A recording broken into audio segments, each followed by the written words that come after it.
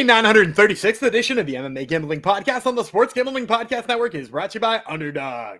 Underdog is hooking up new customers. Play just $5 and get $100 in bonus funds when you sign up with promo code MMA SGPN.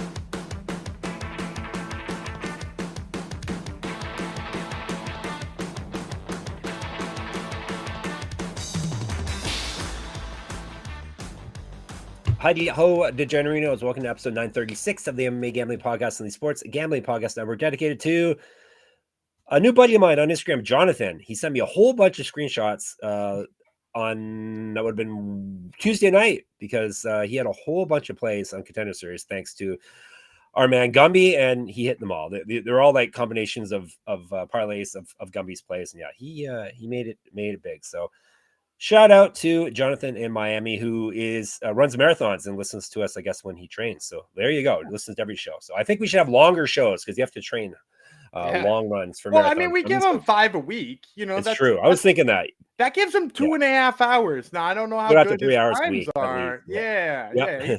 He's getting nearly 3 hours. Yeah. Yep. That would be the aforementioned Daniel Gumby Reeland you just heard. I am TSP, Jeff Fox, the Spicy Pimp. We're back for the second half of our UFC Vancouver breakdown. Gumby has a hot take about the main card off air. Gumby doesn't always have hot takes about these things, but something is sticking in his craw here. We'll let you publicly air it if you like. Yeah, let me first give my shout out of the episode too to the franchise who was in the Discord sharing all of his winning tickets as well. The franchise friend of the Discord. So here's my problem. I don't care about card placement at all. Card placement is dumb. Arguments about card placement is dumb. I watch it all. And look, the reason that fight's lower than this one is because they want to get people interested earlier. And this one's built in as a bathroom break. And this one is, on the prelims to hopefully get people to want to pay for the main. There's reasons for why the UFC does what it wants to do. The only thing I care about, and the thing that I think is important, is the main event should be the main event. And the co-main event should be the co-main event. Those guys wind up on the poster, right? Although not this week, granted. But those guys wind up on the poster.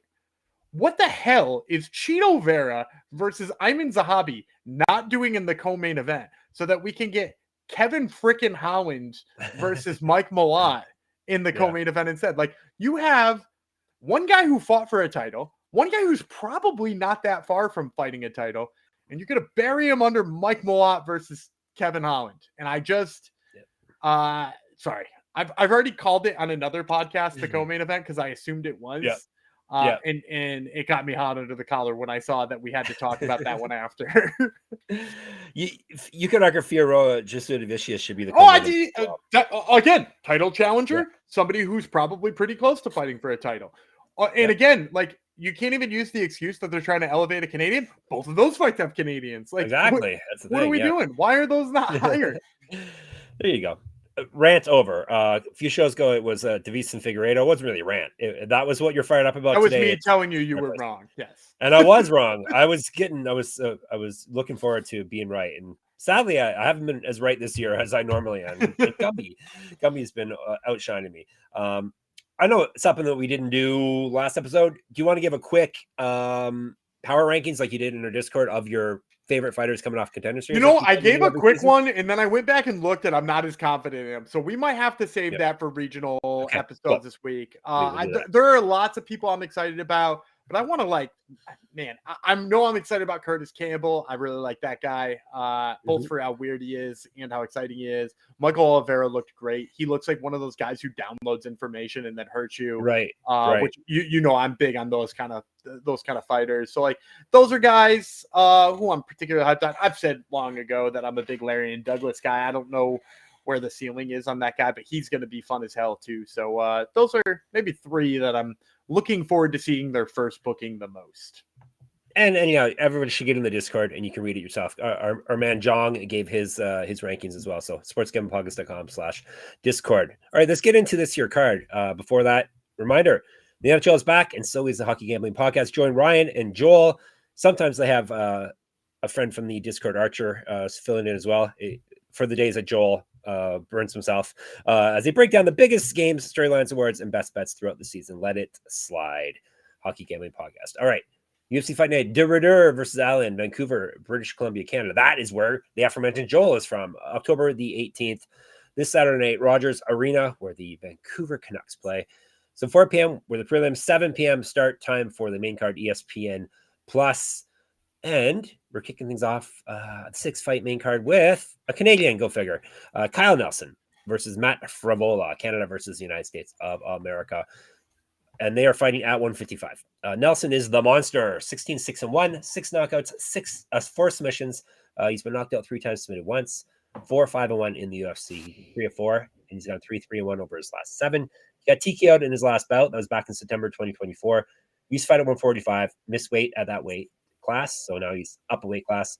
Regional champ, 2012 Pro MMA debut. 2 inches taller than Frevola. He's more active landing strikes than Frevola. He's been outstruck by 1.21 strikes per minute. He's at plus 102. The steamroller Frevola, 11-5-1, 4 knockouts, 3 submissions. He's been knocked out 4 times. 5-5-1 in the UFC. He's lost 2 straight, both via knockout. Before that, he won 3 straight, and he's gone 3-4 over his last 7. He's not fought since September 2024. He's not won since May 2023. 1-0 Contender Series, 1-0 World Series of Fighting. 2014 Pro MMA debut. He's been outstruck in the UFC by 0.32 strikes per minute. Better grappling stats than Nelson, minus 110. Give me the dog. I'll go with Nelson, not just because he's from my hometown for the first 6 months of my life. Stony Creek is where he fights out of. Not just because he's fighting in Canada, but Frevola, he got knocked out heavy in his past 2 fights. I know he's taken over a year off, but guy who's got a few miles on the old odometer already. He knocked out that badly. Definitely don't want to take him as a favorite. Nelson can crack too. Before his last loss, he won via TKO in this fight before that. He's pretty well-rounded as well. So I think Nelson's a nice little dog play here. He was a bigger dog earlier, but money's coming in on him. But I'll still take him at plus 102. Yeah, I'm going to take Nelson too. I think the KO power is a big piece of this one for me. Mm-hmm. And it's not like, Frevola has never hit a KO either, but his recent wins are not as good as what we're seeing from Nelson. Obviously Nelson lost to Steve Garcia, but look, that dude's main eventing in a couple of weeks, Steve Garcia on a hell of a run, and it seems to be knocking out anybody with a pulse. So, I'm not really holding that one against them. Whereas that Vera Zaim knockout was real gnarly for him. And it's not new either, right? He's been knocked out in 3 of his last 6 fights. He's 3-3 in his last 6 fights, and all 3 losses are KOs, and he's only been knocked out 4 times in his career. So what does that tell you in terms of the damage he's taking? Now, granted, I'm really glad he took the time off, and maybe he did that intentionally, but Kyle Nelson hits kind of damn hard, and I don't really see Frevola getting to the wrestling game. He's been doing it less and less in his career anyway. I remember when he first started out, you kind of had to worry about his wrestling all the time, and then I think he found the button a couple of times and fell in love with his hands. And you know how fighters kind of get when they're older; they embrace the grind less. I think he's probably unlikely to go to it, and even if he does, I think the size of Nelson. I know it says that they got the same reach and almost the same height, but man, do they not look similar. Nelson always strikes me as a real big dude for this weight class. So I'm going to go Kyle Nelson here. I think he gets his hands going. Excellent. I wasn't sure if you were going to agree or not. I love Frevola, but yeah, that's the thing. You outlined it perfectly. The chin, it's a real concern. These were TKOs for sure. These were heavy knockouts. It was a kick from Benoit Saint Denis, right? Yeah. That wasn't a good one either. No, it was not. All right, we're on the same page there. Let's move down a couple weight classes. We're going to men's bantamweight now. Cody Gibson, United States. Aoriqileng, I think is what they call him on the telecast. Aoriqileng. He's from China. 3 5-minute rounds, 135. He's the Mongolian. We get a lot of crap for our pronunciation, and look at you go. He's the Mongolian murderer. We haven't figured out if he murders Mongolians or if he's from Mongolia and he murders people, but that's the nickname. 25-12 with 1 no contest, because every fighter that comes out of China has pretty much a record like that. They fight a lot on the regional scene. 7 knockouts, 2 submissions. He's been knocked out once, submitted 3 times. 3-4 with 1 no contest in the UFC. 1-1 with 1 no contest over 3. His last 3. 3-2 with 1 no contest over his last 6. He last lost a fight September 2024. He lost his last fight, and that was September 2024. He's not won since October 2023. He's a regional champ. He's fight at 125 and 145. 2015 pro MMA debut, 6 years younger than Gibson, more active landing strikes than Gibson. He has been outstruck, though, in the UFC by 0.81 strikes per minute, plus 159. The Renegade, Cody Gibson, 21-11, 7 knockouts, 5 submissions. He's been submitted 5 times. 3-6 in the UFC over 2 stints. However, he's won 2 of 3, 2 of 5, 3 of 7. He got submitted in his last bout. He went 2-0 in the Ultimate Fighter and lost in the finals. Multiple regional championships on his mantle. Correct. Get our shirt, get our merch, sportsgamblingpockets.com/store. Use fight at 145 and 125. So basically the same as Aoriqileng. 2008 pro MMA debut. 3 inches taller, 2-inch reach advantage over his opponent here. Better grappling stats as well. He's also has a positive strike differential, 0.43 strikes per minute, minus 162. Gumby. Yeah, this is a Cody Gibson fight for me. Sure is. Yeah, it's the grappling that does it up. Yeah. One of the things I've really liked about Cody Gibson since he's come back from being released by the UFC is he's leaning on that grappling a lot more. I know he lost the finale fight and then he lost to Miles Johns. But he took down Miles Johns and kind of grappled well with him. And then the 2 fights after that, he really got his grappling going. I remember he picked up a submission over Brad Kelleher. We had the sub prop here. Hate Brad Kelleher. Yeah, I don't even hate Brian Kelleher, but I was like, didn't he get? Oh no, sorry, I was thinking Katona. Yes, of course. Oh no, I hate Brad Katona. Brad Katona was the one who won the finale against them. I do dislike that guy.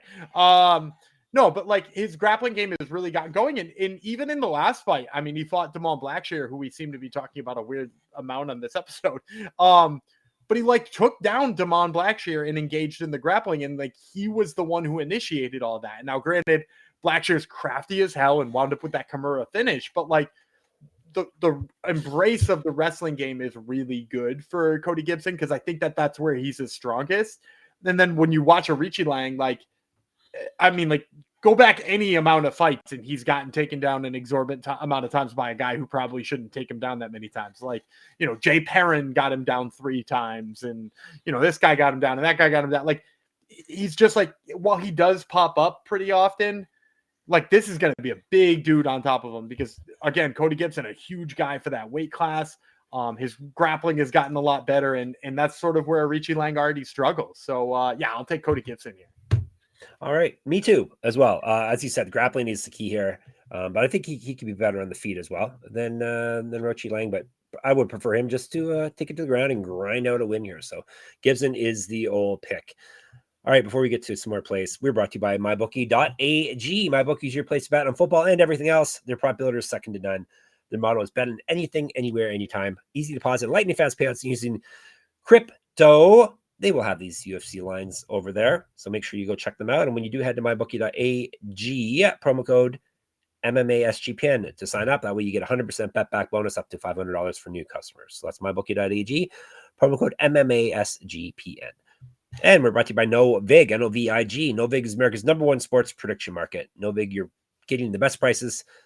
They have reduced juice, which is the key there. NoVig is available in 35 plus states. Download the NoVig app and get $50 when you spend $5 if you use our promo code SGPN. So get it in on the action with NoVig, promo code SGPN.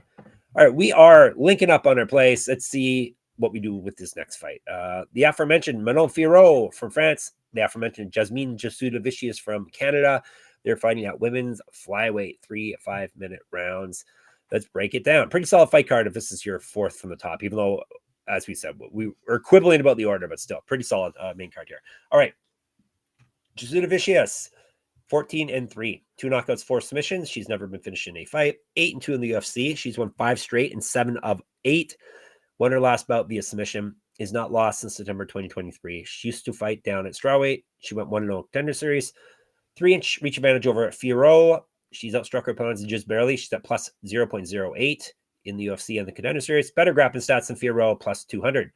Fiorot is the beast. 12-2 with 6 knockouts, never been finished in a fight. 7-1 in the UFC. She's won 12 of 13, but she did lose her last bout. She has multiple regional championships on her mantle. Correct. Get our shirt, get our merch, sportsgamblingpockets.com/store.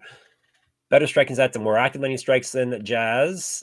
She's outstruck her opponents by 1.99 strikes per minute in the UFC, minus 217.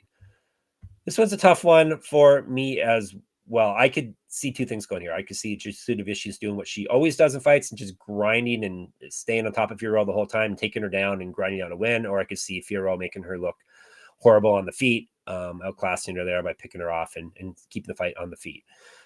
I'm going to go with the fun option. I'm taking Jazz here.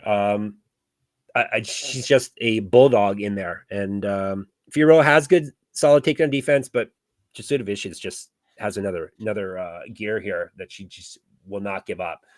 Like I said, it's going to look really bad. She could get totally destroyed in the feet, but I think she can grind out a win here. Of note, she's 5-0 in Canada, including going 4-0 in the UFC, and she seems to be one of those people that gets pumped up about fighting on home soil as well. Now that I don't really take that into account when I'm picking fights, but I just like the role she's on, and who knows if Fiorot's gonna feel mentally down now that she just lost the title shot and knows she has to climb back up the mountain. But let's go with the dog here, in every sense of the word, Jazz. I think this is gonna look bad, like you said. And look, story wise, I think it would be so much more fun if Jasmine Jasudavicius won this fight. Like right now, Manon Fiorot, not a very exciting title challenger. We just saw what it looked like. She clearly has to level some stuff up in order to really challenge for that belt right now. But I think like she's just good in all of the ways that make this a nightmare matchup for Jazz. Notably, she stood there and fought Erin Blanchfield for the whole fight, and Blanchfield did not get her down one time. And that's Erin Blanchfield, and not that we're talking about Jasudavicius being a much worse grappler, but like she's probably a worse grappler, right? Like she's probably at least a level behind Erin Blanchfield when it comes to grappling, and like Erin had no chance of getting Manon Fiorot down. There wasn't even moments where I was like, she might, and it was like, no. Every entry Manon Fiorot had an answer for. It's the distance and the footwork of Manon Fiorot that makes that kind of grinding style almost like non-existent against her.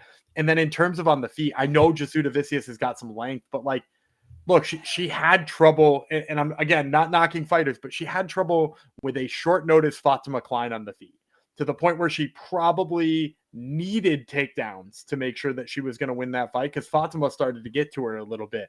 And Fatima's a strawweight who is taking that fight on short notice. So for me, like, I think the striking is just going to be head and shoulders better. The technique is much better on Fiorot. The footwork is especially much better. And then I think that footwork also just lends itself to takedown defense. So, give me Manon Fiorot here. All right, Gumby doesn't like fun. That's all there is to it. So, all right. Everything Gumby said is true, though, as well. So doesn't mean it's going to happen, hopefully. All right. What Gumby wants to be the co-main event is next. Marlon Vera. He is from... Where is he from, Gumby? He's from Ecuador. Yes, Ecuador.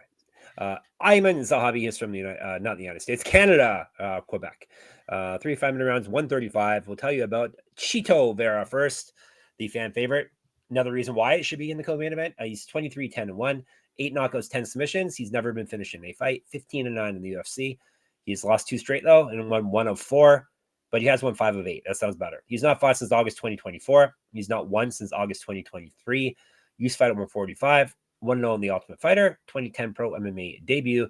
He's 2 inches longer than Zahabi. 5 years younger. He has better grappling stats than Zahabi. He's been outstruck in the UFC by 1.1 strikes per minute. That's probably all because of the first round of his fights. He's at plus 115. Zahabi, 13-2. 6 knockouts, 2 submissions. He's been knocked out once. 7-2 in the UFC. He's won 6 straight. Before that, he lost 2 straight.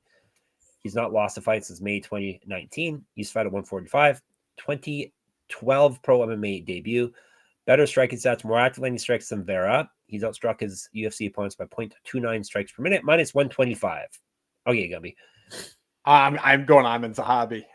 Yay. I think he's starting to enter that territory where I don't pick against this guy until he proves me wrong. I famously picked him against Draco Rodriguez way back in the day. People laughed at me because he was on a 2-fight losing streak. Aiemann actually read the article, which is kind of fun, and gave me a shout out on Twitter afterwards. But like, look, since then he has looked so damn good. Like, and he's always been good. He kind of got caught a couple of times back in the day and maybe didn't have the right game plan for one of those fights.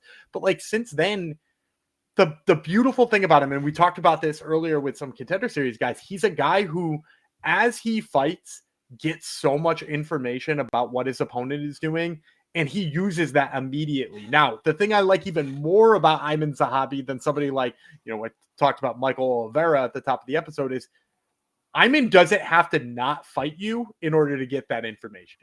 Like you think about Carlos Praches. Carlos Praches waits out a whole bunch of your strikes. He watches them. He downloads the information. He picks you apart. Same with Michael Oliveira recently on Contender Series. There's a whole lot of fighters who are like that, who sort of like take bad rounds or take quiet rounds in order to know what he needs to do next. Aiemann gets the information by getting in there and getting nasty with you, right? Like that's what he did with Jose Aldo, right? That first round with Jose Aldo pops him, wins that first round. After that, it's all Zahabi, right? Zahabi in his face, Zahabi on stuff in the tape. He had Jose shooting, like he just has such a smart game plan, but the ability to adapt is even better here. And as you just mentioned, the reason that's a nightmare for Chito is Chito notoriously has a terrible first round. So you got a guy who gets better every single round, and you're going to give him the first. To me, that basically breaks it down in my mind to Chito's got to knock him out. If Chito doesn't knock him out, he's going to be so far behind that he's going to be playing catch up, and that's when he makes more mistakes too. So I like Aiemann Zahabi quite a bit here. Yeah, I'm going Zahabi here too. Chito's hard to pick when, as we both said, he punts the first round every fight. He gives up the first round, then he has to, especially now that this is only a 3-round fight. You really can't afford to do that. And his wins have really not aged that well. Pedro Munoz 2 years ago, Dominic Cruz, well past his prime. Rob Font, that's a pretty good win. Frankie Edgar, Davey Grant, there's a good win. But yeah, still.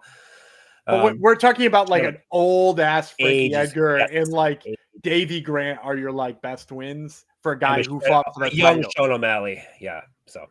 Well, and that fight was kind of fluky too, right? It like, was. Yep. And like I'm not like a Sean O'Malley apologist here. I'm not pretending his record is still undefeated, but like it was a janky fight, right? Like it was weird as hell. Yep. All right, give me Zahabi. There, Gumby likes fun again. That's good. Good to see. All right, before we get to the last 2 fights of the evening, let me tell you about Underdog. Underdog Fantasy is a great place to play fantasy pick'em, where you can win up to 500 times your entry. Simply pick higher or lower on your favorite players' stats. It's available for a ton of sports. Gumby always likes to give you a win you play. Yeah, we'll stick it with the UFC. I'm gonna go lower than on Jasmine Jasudavicius' takedowns. As I said, it'd be fun if she won. But right now they're projecting 1.5 takedowns. I mean, like maybe she gets 1, but she ain't getting 2. So take the lower than on Jasmine Jasudavicius' takedowns. Because she's only going to need 1, Gumby. That's the key. I don't know if she's going to submit Manon Fiorot. That TKO, either or. Underdog's got a brand new offer for new customers. Play just $5 and get $100 in bonus funds when you sign up with our code, only our code, MMASGPN. And Rhythm, RITHMM. Rhythm is crushing it in college football and NFL with picks and props. Rhythm is also giving away weekly cash prizes just for tracking your bets in the app. Track 5 bets of the same type from any model you build, and you can win $1,000. Gumby's going to help you, give you a play to track right now, probably. Oh, I can't believe I'm going to say this. I'm going to take the Giants getting 7.5 against Denver. On one hand, Scadaboo and Dart are like wildly fun to watch, even as a Cowboy fan who hates the Giants. Like those dudes seemingly gotten that team playing in at least an exciting way. And then you have the Broncos coming over from London. They're going to have a little bit of a hangover there. Looked terrible against the Jets, and now they've got to cover 7.5. I don't think they cover 7.5 or even close to it. Give me the Giants. All right, Giants fan Gumby says, take the Giants. Use our promo code SGPN25 when you download the Rhythm app for 25% off your first month. Download Rhythm, RITHMM, and use promo code SGPN25.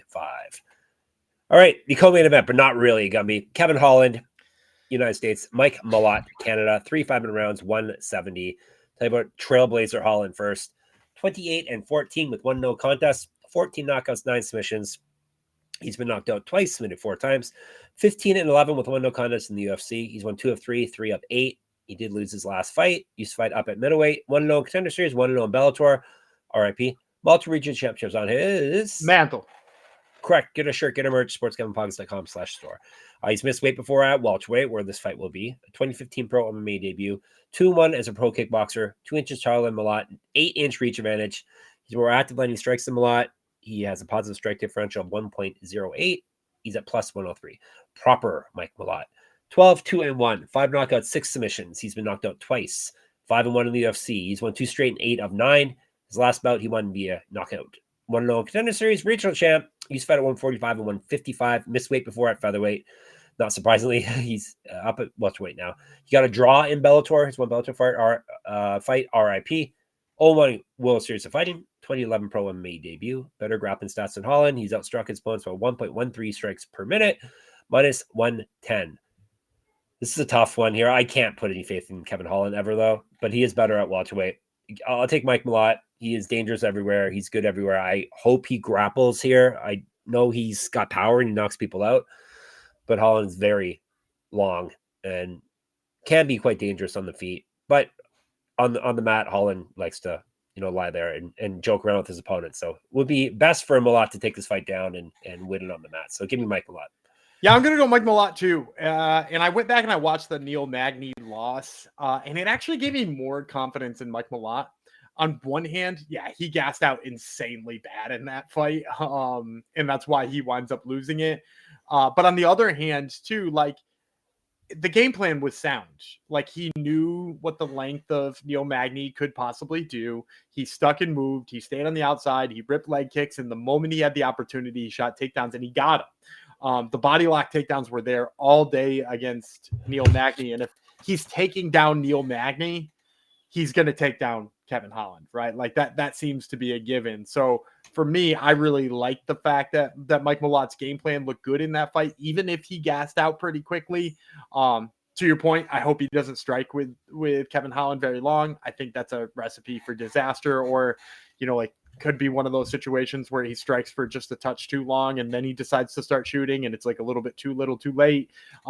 He just needs to get it going as soon as the opportunity presents itself. And being that it's Kevin Holland, it will probably present itself quickly because the guy kind of is dumb in there quite often. And he's even admitted that he's dumb in there, right? Like, he's like, I like to fight fun so that I keep making money. And meanwhile, loses as a negative 600 favorite to D-Rod. So, Mike Malott. See, Gumby doesn't like fun. Kevin Holland's fun, but we generally don't pick him in fights though, because he's. I don't know. I can't remember the last time I picked him. Yeah, it's not a safe bet. It really isn't. Main event: Reinier de Ridder from the Netherlands, Brendan Allen from the United States of America. 5-5 rounds. 185 pounds. Tell you about Allen first. All in. Brendan Allen, 25-7, 5 knockouts, 14 submissions. He's been knocked out twice, submitted once. 13-4 in the UFC. He's won 1 of 3, 8 of 10. He won his last bout. He used to fight at 205. He won 1-0 Contender Series. He was the LFA champ, also a regional champ. 2015 Pro MMA debut. He's 5 years younger than de Ridder. More active landing strikes. He has been outstruck, though, in the UFC by 0.11 strikes per minute. He's at plus 181. The Dutch Knight, de Ridder, is 21-2, 5 knockouts, 13 submissions. He's been knocked out twice. 4-0 in the UFC. That's part of a 5-fight win streak for him. He used to fight at 205. He was a 2-time one champion, the biggest promotion in the world. He fought. He was the light heavyweight and the middleweight champion there. He also has multiple regional championships on his mantle. Correct. Get a shirt, get a merch, sportsgamblingpockets.com/store. 1-1 as a pro grappler. He's a 2-time silver medalist in the European Championships in BJJ. 2 inches taller than Allen, 3-inch reach advantage. He's outstruck his UFC opponents by 0.51 strikes per minute. He's at minus 204. Allen's technically taking this in short notice, but it's been over a month, so I've not included it as a official short notice fight. And Gumby gets to make his pick first here. Yeah, and Reinier de Ridder all day, right? Like, he's sort of already shown what happens when a guy wants to bring a grappling heavy game to him, right? Like, I mean, like, is Brendan Allen not just super Gerald Meerschaert, right? Like, it's Gerald Meerschaert, came up one of the pipes and grabbed the mushroom, and he got to be the big form, and the big form is Brendan better Allen. On the feet, not as good on the ground, but yeah, close enough. Yeah, but this is, a little bit better in a bunch of different places, and maybe a little bit better of a wrestler. And like, what did de Ridder do to Gerald on the ground? He just tooled on him. And then now we're talking about a guy who stood and traded for 5 rounds was it 5 rounds with Whitaker? Yeah, it was 5 rounds with Whitaker, right? And lived to tell the tale. And like, yeah, Whitaker's not what he used to be, but he's still a way better boxer than Brendan Allen is, right? And so like we got DeRitter, who has shown he can wrestle with Bo Nickel, grapple with GM3, and strike with Robert Whitaker. Somehow I'm supposed to find a path to victory here for Brendan Allen. I can't do it. This is Reinier DeRitter all day. Yep, I agree. RDR. Pleasant surprise. I didn't think he was going to be this good. Me neither. I really liked him too. And I did not see this coming. No. I didn't think his striking would hold up, and it has, as Gumby said.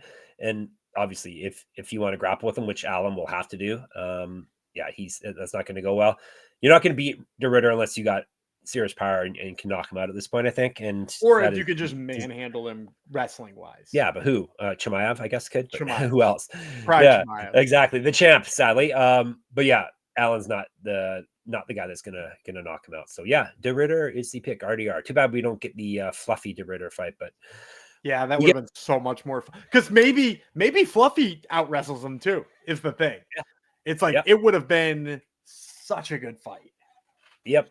Oh, well, we can't have nice things in MMA. All right, recap. DeRitter, Malott, Zahabi. He has Fiorot. I have Jasudavicius because I like fun. Both have Gibson. We both have Nelson. All right, we are going to give you some fancy plays. Don't you click off yet. We got some locks. We got some dogs. We got some props. And then Gumby will give you a Hungerman Jong something at the end. I think it's my turn to go first. Is this is a week you have me all figured out or not? Yeah, you're going to take Reinier DeRitter. No, I'm not. That's too big. I'm going to take the Renegade. Cody Gibson is my lock of the week, minus 162. Okay. I'm going to take Reinier DeRitter. Right. Yeah, I just think, everything I outlined there, I can't draw a path to victory, and I'm still getting, barely 2-1 money. Yeah, like that's a good lock. All right, my dog. Do you know my dog? Yeah, you're going to go Davey Grant. I am Davey Grant. Me too.